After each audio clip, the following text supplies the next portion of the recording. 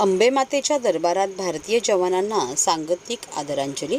कोपरीतील चैत्र नवरात्र उत्सव रॉकस्टारकडून सोनू निगम, श्रेया घोषाल आणि अरिजित सिंग यांच्या गाण्यांचा जल्मा. 6व्या दिवशी देवीच्या दर्शनासाठी भाविकांची रीघ. संदेशे आते हैं, मेरा रंग दे बसंती अशा देशभक्तीपर गीतांनी देशाच्या सीमेवर लढणाऱ्या तसेच शत्रूशी दोन करत शहीद झालेल्या भारतीय जवानांना ठाणे पूर्वेतील श्री अंबेमातेच्या दरबारात सांगतिक आदरांजली वाहण्यात आली. मुख्यमंत्री एकनाथ शिंदे यांच्या पुढाकाराने कोपरीतील संत तुकाराम मैदानात धर्मवीर आनंददिघे प्रतिष्ठानच्या वतीने सुरू असलेल्या चैत्र नवरात्र उत्सवात 9 दिवस वेदमंत्रांच्या घोषात नवकुंडात्मक सहस्त्रचंडी महायाग सुरू आहे. तसेच विविधतेने नटलेल्या आणि मंत्रमुग्ध करणाऱ्या सांस्कृतिक भक्तिमय कार्यक्रमांना रसिकांचा उदंड प्रतिसाद लाभत आहे. रविवारी 6व्या दिवशी प्रसिद्ध गायक सोनू निगम, श्रेया घोषाल आणि अरिजित सिंग यांच्या गाण्यांचा जलवा युवा रॉकस्टार गायकांनी सादर केला. यावेळी देवीच्या दरबारात मुख्यमंत्रींच्या पत्नी सौ लता एकनाथ शिंदे, वडील संभाजी शिंदे, माजी आमदार रवींद्र फाटक, नरेश म्हस्के, राम रेपाळे, जयप्रकाश कोटवानी आदींसह अनेक शिवसेना नेते तसेच पदाधिकारी उपस्थित होते. येत्या 18 एप्रिलपर्यंत सुरू असलेल्या या महाउत्सवात सोमवारी रासदांडियाचे आयोजन करण्यात आल्याची माहिती नवरात्र उत्सवाच्या संयोजकांनी दिली. रविवारी Rockstar hits of Sonu Nigam, Shreya Ghoshal आणि अरिजित सिंग आदी प्रसिद्ध गायकांनी गायलेल्या संगीत नजराण्याचा रसिकांनी आस्वाद घेतला. यावेळी मोठ्या संख्येने उपस्थित महिलांनी हिंदी, मराठी भाषेतील सुमधुर गीतांवर फेर धरून आनंद लुटला. कार्यक्रमाच्या समारोपाला देशाच्या सीमेवर लढणाऱ्या तसेच शत्रूशी 2 हात करत शहीद झालेल्या जवानांप्रती आदर व्यक्त करण्यासाठी रॉकस्टार गायकांनी संदेशे आते हैं, घर कब आओगे, मेरा रंग दे बसंती यासारखी देशभक्तीपर गीते सादर केली. चैत्र नवरात्र उत्सवातील या कार्यक्रमांना मोठ्या संख्येने भाविकांची उपस्थिती असते.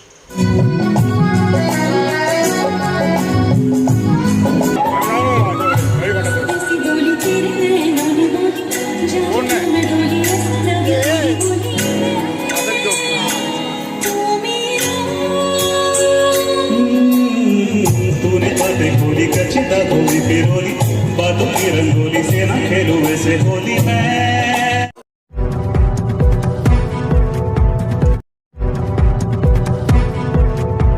सर्व नागरिकांना आवाहन करण्यात येत आहे की सध्या डासांमार्फत पसरणाऱ्या डेंग्यू या आजाराचा प्रसार रोखण्यासाठी प्रत्येकाने पुढील प्रमाणे कार्यवाही करावी.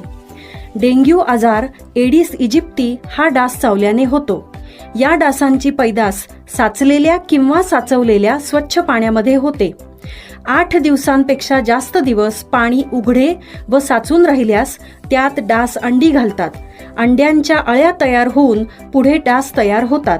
यासाठी आपल्या घरातील पाणी साठे उदाहरणार्थ बॅरल्स, पिंपे, टाक्या, हौद, रांजणे इत्यादी दर आठवड्याला रिकामे करून घासून पुसून कोरडे करून पुन्हा भरावे. 1 दिवस कोरडा दिवस म्हणून पाळावा. पाणी साठ्यांना घट्ट झाकणे बसवावीत किंवा जुनी साडी, चादर, धोतर यांनी बांधून झाकून ठेवावीत, म्हणजे डास त्यात जाऊन अंडी घालणार नाहीत. घराच्या गच्चीवर, आजूबाजूला, अंगणात कोठेही पाणी साचू देऊ नये. भंगार सामान उघड्यावर टाकू नये. उदाहरणार्थ टायर्स, प्लास्टिक सामान, कुंड्या, टाकाऊ वस्तू इत्यादी. अशा सामानात पावसाचे पाणी साठून त्यात डेंग्यूच्या डासांची पैदास होते. घरातील कूलर्स, फ्रीजच्या पाठीमागील ट्रे हे देखील वेळोवेळी कोरडे करावेत. लक्षात ठेवा, नुसत्या फवारणीने डास घनता कमी होत नाही, तर त्यासाठी डास पैदास ठिकाणे नष्ट करणे ही आपल्या सर्वांची जबाबदारी आहे. कोणताही ताप अंगावर न काढता जवळच्या शासकीय रुग्णालयात मोफत औषधोपचार घ्या. अशा प्रकारे नागरिकांनी सहकार्य केल्यास डेंग्यूचा प्रसार रोखणे सहज शक्य आहे.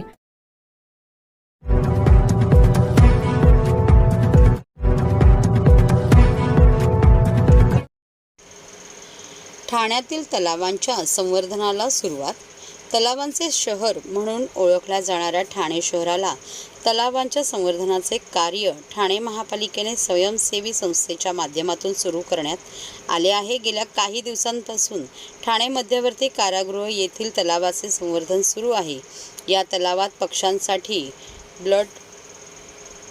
ब्लडलँड तयार करणे, तलावाची खोली वाढवणे, प्रदूषित पाणी काढणे अशी कामे केली जात आहेत। या तलावाचे काम पूर्ण झाल्यानंतर आणखी 6 ते 7 तलावांचे संवर्धन केले जाणार आहे।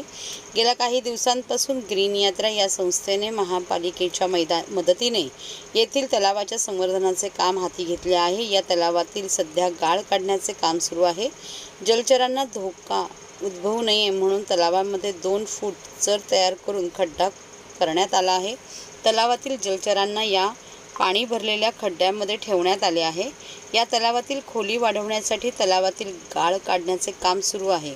हा तलाव सुमारे 25 फूट खोल केले जाणार आहे। तसेच या तलावामध्ये पक्ष्यांसाठी एक छोटे ब्लडलँड तयार केले जाणार आहे।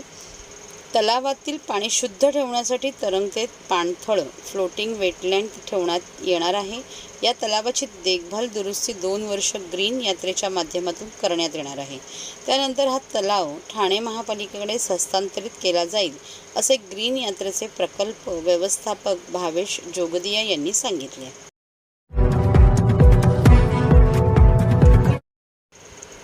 आमदार निरंजन डावखरे यांचा वाढदिवस मोठ्या उत्साहात साजरा।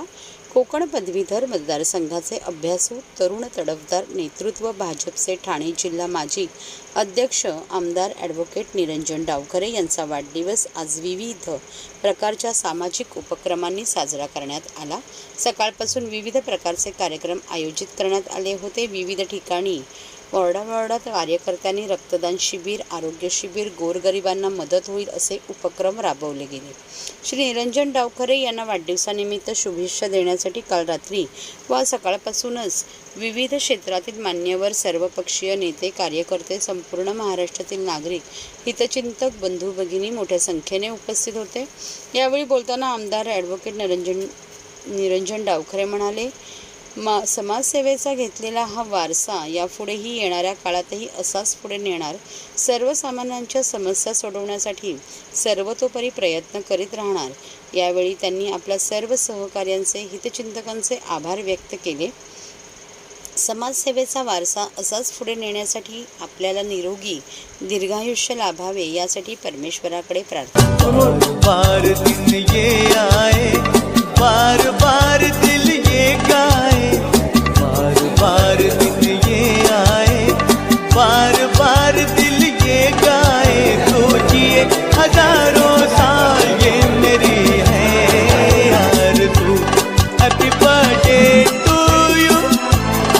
आज मी सर्वप्रथम तर माझ्या सर्व सहकाऱ्यांचा, मित्रांचा मनापासून आभारी आहे की त्यांनी ठाण्यामध्ये अनेक ठिकाणी सामाजिक उपक्रम आज आयोजित केलेले आहेत आणि आज वाढदिवसानिमित्त एकच संकल्प आहे, ईश्वरचरणी प्रार्थना आहे की तो लोकसेवेचा व्रत हाती घेतलेला आहे ते पूर्ण करण्यासाठी आणि तशी त्याचे लोकसेवा करण्याच्या दृष्टिकोनाने ईश्वर मला ताकद द्यावं हीच देवाचरणी प्रार्थना। सर आज काय उपक्रम राबवले? आज अनेक सामाजिक उपक्रम हे ठाण्यामध्ये ठिकठिकाणी चालू आहेत। कुठे रक्तदान शिबिर असेल, आरोग्य शिबिर असेल, असे अनेक कार्यक्रम आयोजित केले।